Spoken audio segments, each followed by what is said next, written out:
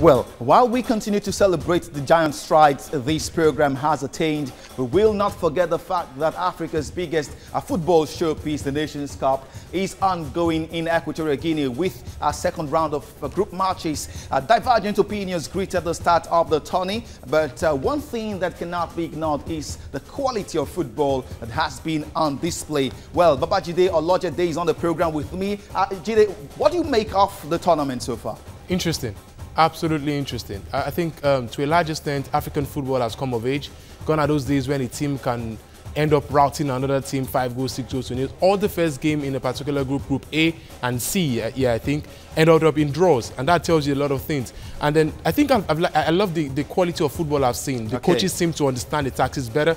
They have a good team to play with. Equatorial Guinea, on the other hand, yes, 2 weeks to prepare, but they've not done badly at all. For me, for the first group of games, if at all you've had that chance of preparing for Nations Cup after all. Exactly. If you had the chance of preparing like every other team, 4 months, 5 months, a year of preparation, play the qualifiers, but then you had just 2 weeks, and now they've not lost, they've not played badly. Well, refereeing at the tournament have come under the spotlight with some eye-catching decisions which haven't gone unnoticed. Refereeing a football game can be much more difficult than imagined. Definitely. And referees are most under pressure to interpret the laws of the game at the first time of asking, while the rest of us have the privilege of seeing the action and decision via a replay time and time again. Well, Babajide, 24 of those referees and their vices listed for the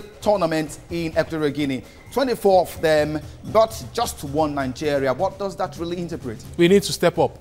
It's simple. The game has evolved. Promise. Time has gone when names and big names play football. And this type of refereeing, in the world of referees, it is a team, a nation that has set its referee association in the very best of ways. It's not by being the giant of Africa by name or by paper. If you're not putting the very best of innovations, the very best of incentives, the very best of welfare, the very best of organization in your referee association, things like this won't happen. The last time we saw a very big, a huge number of refereeing for Nigeria, I can't remember the last time. It's been a while. It's been a long time. Whereas nations like Seychelles were represented at the World Cup, nations like South Africa, nations like Cameroon.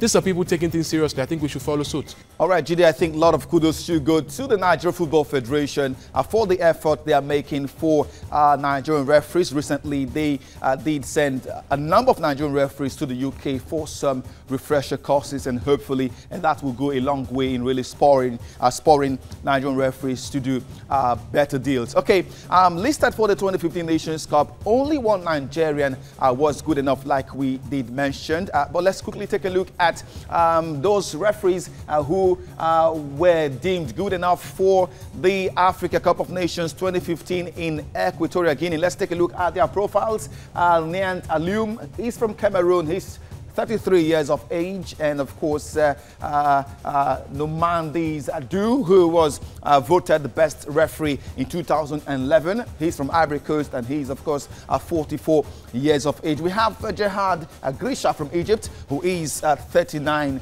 years of age. More referees here. Tesema Bamlak is from Ethiopia.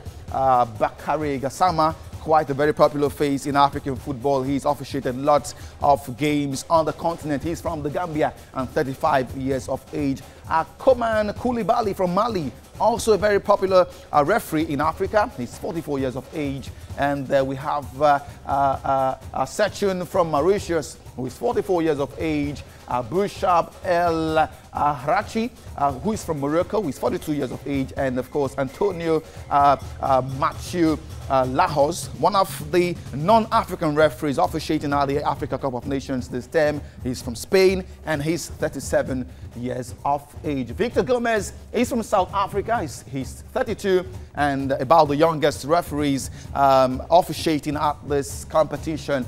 We have Mohamed Said Kodi from Tunisia, who is 39 years of age. These are the A-graded referees at the competition, the elite ones, so to say, the most popular ones really officiating at the Nations Cup currently going on. Well, Of the 24 referees at the championship, only Bernard Kamili from Seychelles and Bakari Gassama from the Gambia have issued more cards, while Mehdi Abid Sharif of Algeria showed the first red card of the tournament to Ivory Coast's Jabinho. But the two high-profile and controversial decisions by referees at this tournament will come from Group A and B, when referee Gassama harshly ruled out a legitimate goal by the host nation against Congo for offside in the tournament's opener, when replay showed otherwise. Also, Tunisia are questioning the decision made by referee Eric Otogo Castani from Gabon, who gave a spot kick against their side in the 77th minute of their game against Cape Verde. Well, veteran Nigerian referee Moses Adebanjo now joins me on the program. Hello, Moses. Glad to have you join us on Sport Week. It's a pleasure. Referees often come under harsh criticisms, especially when they make wrong decisions, which can be very difficult for those affected to bear. You are an experienced referee. What best can a referee do to limit errors? All referees need to do to limit error in the game of football is to concentrate as much as possible. In a game of football, a slight miss, a loss of concentration can cause a lot of things. But the moment you concentrate very well, it will reduce error. However, error is still part of the game. It makes the game tick and good. Well, Moses, reactions to the advent of goal line technology have been divergent. Do you think it's exactly what Africa needs? African referees now? It may help. It was used in the World Cup, and we all welcome it. It is good. And it will be okay if African referees can have it too. Because African referees, European referees, Asian referees, the referees all same all over the world. And the goal line technology have really helped. It will be lovely if you can have it in Africa too. It will help them a lot to reduce the errors and other things like that. Well, what will be your assessment of officiating so far at the Nations Cup? It has been, I'll use word, not so excellent, good, but just like the footballers that can improve with time, there can be improvement. We are having different set of referee all the time. We have the cross of the old and the new one, so you are bound to have some mistakes, just like the footballers. As the game progresses, referee will be improving too. Tunisia protested the penalty awarded against them when they played against Cape Verde. If you were the central referee, would you have awarded that penalty? Actually, you don't blame the referee for awarding the penalty. It depends on the situation at a particular time. Referee is like a judge. Unfortunately for a referee, you must take a decision under a second. It might be right or wrong, but that is part of the game. If I'm there, I may not have taken it, I may have. It depends on the circumstances at a particular point in time. That will judge my taking the penalty or not. Well, Moses, only one Nigerian referee is at the Nations Cup. Doesn't that undermine the qualities of Nigerian referees? You're one of them. Definitely no. For example, Nigeria is not even a tournament, and we're having a Nigeria referee there. Do you want to tell me because we're not in the championship, we're not the best? We have over 40 countries in Africa, and if you have about 10 referees within Nigeria, I think we should thank God. And even the man that is there, he has attended 5 Nations Cup. That means it is 10 years non-stop, the highest number so far. I'm sorry, we're not even celebrating that. We should be celebrating that. 5 consecutive Nations Cup non-stop. Nobody have done that in Africa. It's called for a celebration. We need to celebrate Peter TV. Well, many thanks to you, Moses Adebanjo, for your time on the program. Well, away from football, let's do tennis. The first Grand Slam of the year, the Australian Open, finally got underway at Down Under with some notable upsets recorded as well in the first week of action. In the men's draw, it is quite surprising to know that players like Nicolas Almagro, Fabio Fognini, Julian Benettu, Robin Haas, Sam Querrey, Tommy Robredo, Juan Monaco and Philip Koscriba have all exceeded the tournament, while the big four of Novak Djokovic, Rafael Nadal and Andy Murray have progressed with relative ease. It is in the women's draw that we have experienced the greatest shocks, with the likes of Anna Ivanovic, Angelika Kerber, Sabine Lisicki, Svetlana Kuznetsova and Yelena Jankovic all ousted, while top seeds Serena Williams and Maria Sharapova are struggling on. On Top Action, let's show you highlights of matches made from the Australian Open.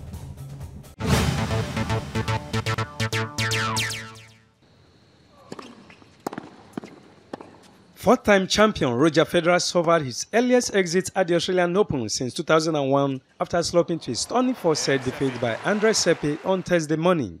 Seppi came into the game having lost all his 10 previous matches against the 17 Grand Slam champion, snatching just 1 set in the process. Federer broke in the third game of the third set to begin what many on Rod Laver Ireland thought would be a successful fight back.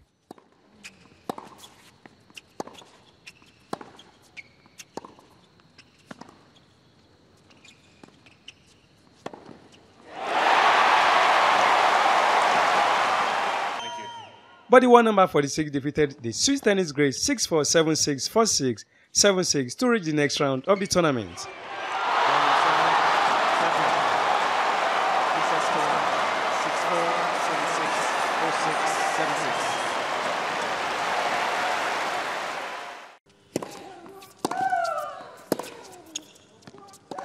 Earlier on, former champion Victoria Azarenka showed she's back to form after an injury-laden 2014 season with a straight-set win against 8th seed Caroline Wozniacki in Melbourne.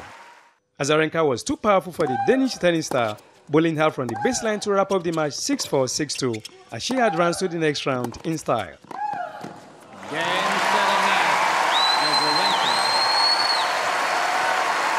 The two-time former champion will next play Czech 26 seed Barbora Strykova in the next round.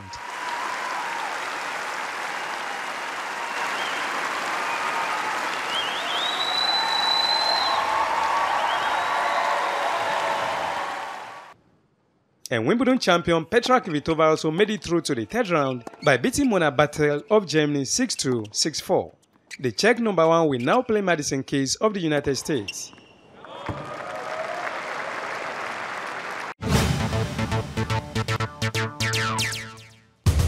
It is the biggest sport in America. Power, speed, and bragging rights. Popularized by the National Football League in the United States and religiously followed by millions across the world, American football is for the young and energetic. The frenzy is making its way thousands of miles away in Kenya. Although the East African country is known for its steady steps on the marathon course and its muscled rugby players, American football is gradually stealing the show.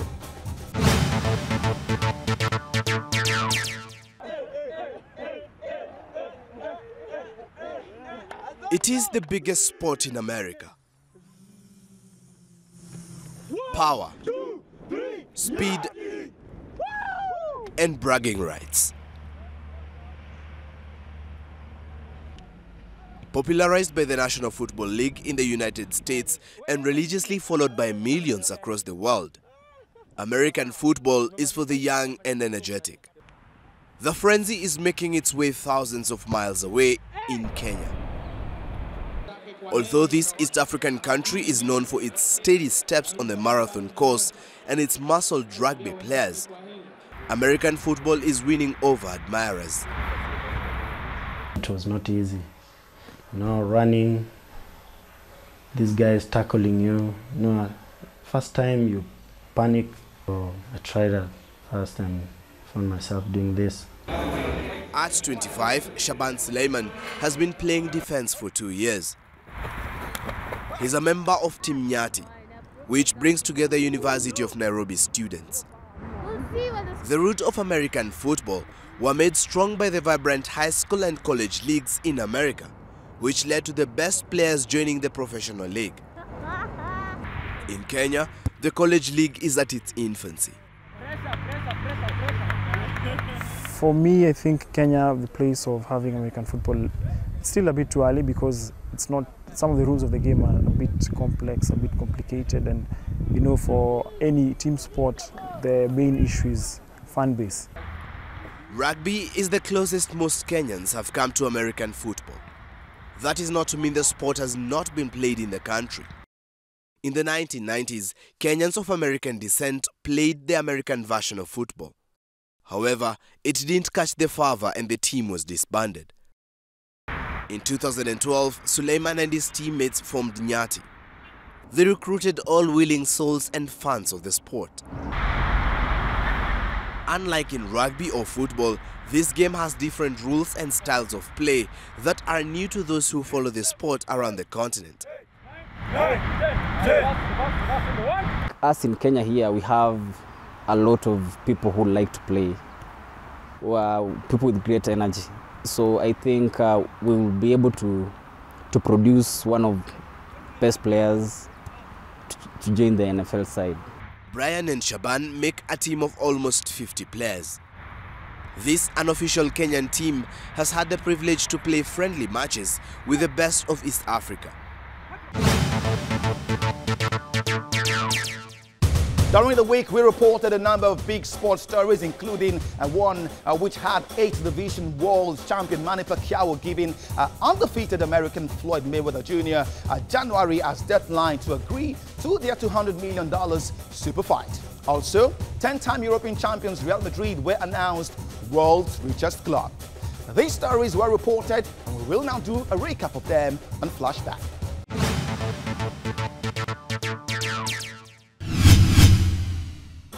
He may not be at the Nations Cup, but Chelsea's Nigerian midfielder John Obi Mikel was on Monday presented with his English Premier League African Player of the Month of December award. In a brief ceremony at the Chelsea training ground, Mikel expressed gratitude to the organizers, New African Soccer and the African fraternity that took part in the vote that saw him emerge as winner of the award. 8th Division Boxing World Champion Manny Pacquiao on Tuesday gave undefeated Floyd Mayweather a deadline to agree to their $200 million super fight. In what would be one of the most anticipated boxing matches in modern history, Pacquiao said he's already signed on to fight Mayweather on May 2nd at the MGM Grand Arena in Las Vegas. Athletics governing body the IWF on Wednesday expressed concerns about the number of Russian doping cases in the sport. Out of 37 athletes sanctioned under the IWF's biological passport program since 2009, 23 are Russians. For the 10th year running now, 10-time European champions Real Madrid are the world's richest club after topping the Deloitte Football Rich list released on Thursday with a revenue of $639 million. Tunisian club Espérance Sportive on Friday unveiled Nigerian attacker Edouard after completing the deal, signing him from Dolphins of Port Harcourt. Edouard, who scored 20 goals last season in the Nigerian league, signed an undisclosed long-term contract with the Tunisian side. Well, before calling it a day on the program, let's take a peep at what's lined up in sports next week. On Tuesday, the 27th of January, Liverpool will travel to Chelsea in an English Capital One Cup replay. The first leg ended 1-1 at Anfield. On Wednesday, Atletico Madrid will welcome Barcelona to the Vicente Calderón in a Copa del Rey replay. The first leg ended 1-0 in Barcelona's favor. That lone goal coming off the boots of Argentine dynamite Lionel Messi. Also on Wednesday, quarter-final matches will be played at the Australian Open. Melbourne Park will be agog with more tennis matches on Thursday as the men and women singles semi-finals take the stage.